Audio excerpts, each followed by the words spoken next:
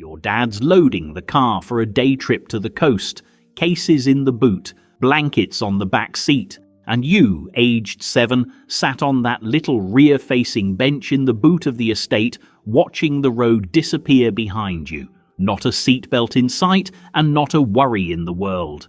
Try suggesting that to a parent today, and they'd call the police. That's just one of 15 features in this video that made 1970s British cars completely unlike anything on the road today. You might have forgotten most of them, but the second I mention them, you'll remember everyone. On a cold morning in the 1970s, there was no guarantee the car would start, because every car had a manual choke, a small black knob on the dashboard, usually to the left of the steering wheel, marked with a little symbol that looked like a gate. You pulled it out to start a cold engine. The idea was simple. Pull the choke out, turn the key, and the engine would fire on a richer fuel mixture. Then, as the engine warmed up, you'd slowly push the choke back in. Getting it right was harder than it sounds. Pull it out too far, and the engine would flood. Push it back in too quickly, and the car would stall at the first junction. Every dad had his own method. A half pull, a 3/4 pull, a special wiggle at the halfway point. Some would sit there for 5 minutes, working the choke in and out, head tilted, listening to the revs until it sounded right. Then fuel injection came along in the 1980s and wiped it all out overnight. You turned the key and the engine started. That was it. A whole generation of knowledge gone. Here's one that surprises people who've forgotten it. Before the indicator stalk controlled your headlights, switching between full beam and dipped beam was done with your foot. A chunky metal button with a rubber cap sat on the floor to the left of the clutch pedal. You'd stamp on it in the dark to dip your headlights when another car approached. Your hands never left the wheel. Your left foot did the work. It was fitted to Minis, Cortinas, early Escorts, and dozens of other British cars through the 60s and into the 70s. It made a proper mechanical thud you could feel through your shoe. Driving at night on a country road, you'd see headlights coming and stamp down without thinking. After a while, your foot just knew where it was. It was far more common on British-built cars than anything from Germany or France. And as British Leyland declined through the late 70s and foreign cars took over the market, the floor dip switch faded away. Most people under 50 have never heard of it. But if you drove a Mini in 1974, you still remember that click. Those small triangular windows at the very front of each door were called quarter lights, and if you remember them, you probably want them back.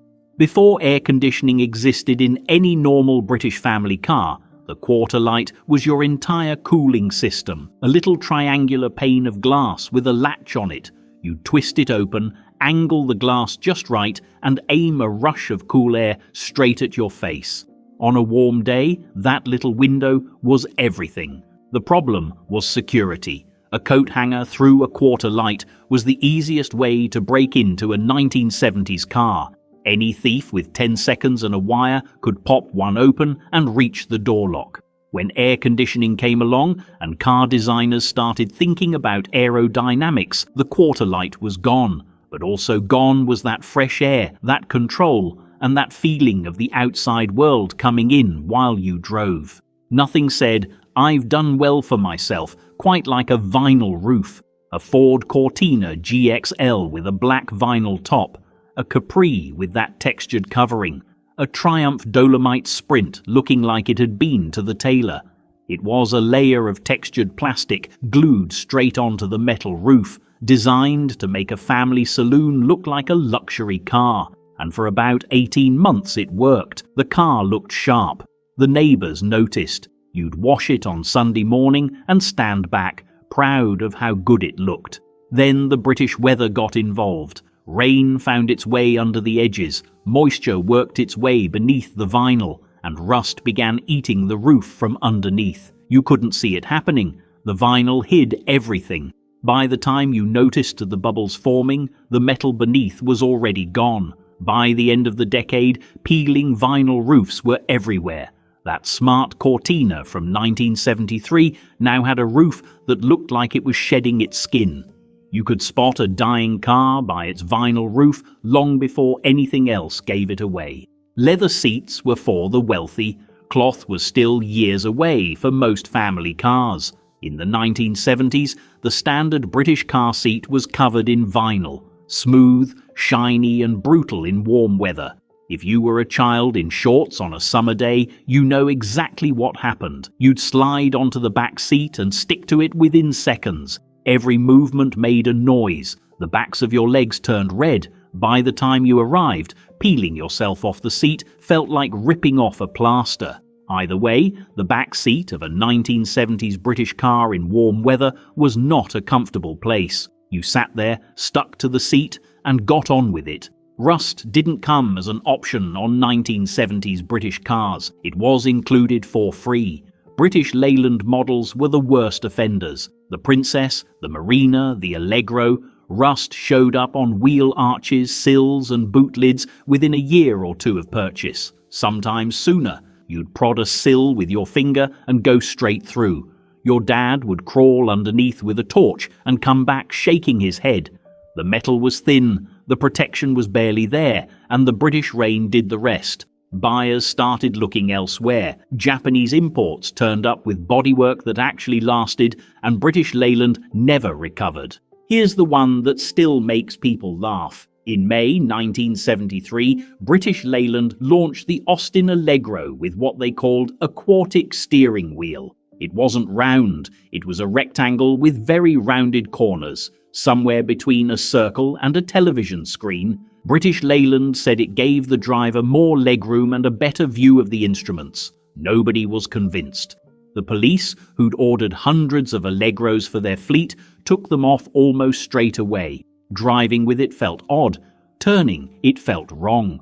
The whole thing looked like someone had sat on a normal steering wheel, and nobody had bothered to fix it. By 1974, barely a year later, British Leyland went back to a normal round wheel, but the Allegro never shook it off. People still call it the All-Agro to this day. Every 1970s car was designed around the fact that most people smoked, because in the 70s a huge number of them did. Every car came with at least one ashtray in the front dashboard, sometimes a second one folded into the back of the front seat for rear passengers, and alongside it a push-in cigarette lighter. You'd press it in, wait. Then it would pop out with a click, the coil glowing orange. For children in the back seat, that glow was impossible to ignore. You knew you shouldn't touch it. You'd been told not to touch it, but it sat there, bright orange, waiting. The ashtrays were small and spring-loaded. You'd flip one open and find it full of grey ash and bent stubs. Windows would be cracked open an inch while your parents smoked in the front, the smoke drifting through the car. That was just normal. Some of us touched the lighter anyway. You only did it once. For most of the 1970s, rear seatbelts simply weren't fitted in many British cars.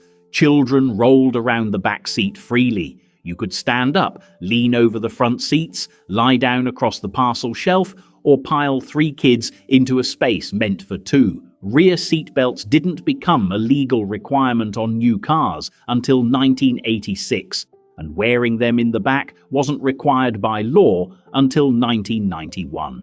For the entire 1970s, nobody in the back seat wore a belt because there wasn't one to wear. Before cassette players became common, the 1970s British car radio was a simple thing, AM only. A row of chunky preset buttons across the front, each one tuned to a station. That meant you had BBC Radio 1, Radio 2, and a lot of crackling in between. Drive into a valley and the signal vanished. Pass under a bridge and it turned to noise. Long motorway journeys meant the driver leaning forward with one finger on the tuning dial, slowly turning it while the family sat in silence, waiting for something to come through.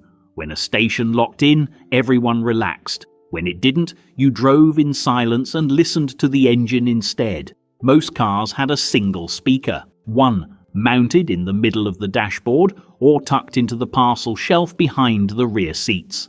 The sound was tinny, and the whole system was considered a luxury feature. You paid extra for the privilege of listening to crackling on the M1. Not every 1970s British car had its gear stick on the floor. The column gear change was still around well into the decade. The stick came out of the steering column instead of the floor, and the main benefit was simple. With nothing between the front seats, you could fit a full bench seat across the front. 3 adults in a row, Mum, Dad and Nan, all sitting side by side on the way to Skegness. The gear change itself was often sloppy. You'd push the stick up and across, hoping for second gear, but never quite sure you'd found it. Floor-mounted gear sticks took over in the end. They were sharper and more precise. But if you ever sat 3 across the front of a car on a family day out, you know that bench seat had something going for it. Before the heating elements you can't see in modern cars, rear window demisters were right there in front of you. Thin wires running across the rear windscreen, spaced about an inch apart. You could see every single one of them, and so could the driver, which slightly defeated the point. When you switched them on, they worked. Sort of. Each wire cleared a narrow stripe of condensation above it, but the gaps between the wires stayed fogged, so you'd look through the rearview mirror and see the car behind in stripes. Children in the back would trace the wires with their fingertips, and if you scratched one, if a sharp edge caught a wire or someone scraped it while loading the boot, that line stopped working, gone forever. You'd watch the rest of the window clear while one strip stayed fogged for the rest of the car's life. In the 1970s, British cars ran on steel wheels covered with chrome or polished metal hubcaps. They looked decent enough when new but dulled within weeks, and they were held on by nothing more than spring tension and hope. Hit a pothole on a B road and one would come flying off. You'd hear it first. A metallic clang as it left the wheel, then a ringing, wobbling sound as it rolled alongside you, overtook you, and veered off into a ditch. Everyone who drove in the 70s knows that sound. Seeing a car with one hubcap missing was just normal. Every street had one. Every lay-by had a lonely hubcap sitting in the grass, waiting for an owner who was never coming back. Every British car had a smell, warm vinyl baking in the sun, slightly damp carpet that never quite dried, engine heat coming through the dashboard, old petrol. Whatever your parents smoked soaked into every surface, and underneath all of it, that warm, oily, mechanical smell that you only got from a car with no filters, no seals, and nothing between you and the engine except a thin sheet of metal. There was no air conditioning to clean it, just air coming in through the windows and the vents, carrying whatever the car and the road had to offer. Open the door on a summer afternoon after the car had been sitting in the sun and you got the lot at once. Hot vinyl, warm dust, a trace of oil and exhaust. It wasn't always pleasant, but it was like nothing else. And if you caught a whiff of anything close to it today, you'd be straight back in 1974, sitting in the back of your dad's Cortina, legs stuck to the seat, watching the road through a half-fogged rear window, one hubcap already gone, the radio crackling between stations, and the whole car smelling exactly the way cars were supposed to smell.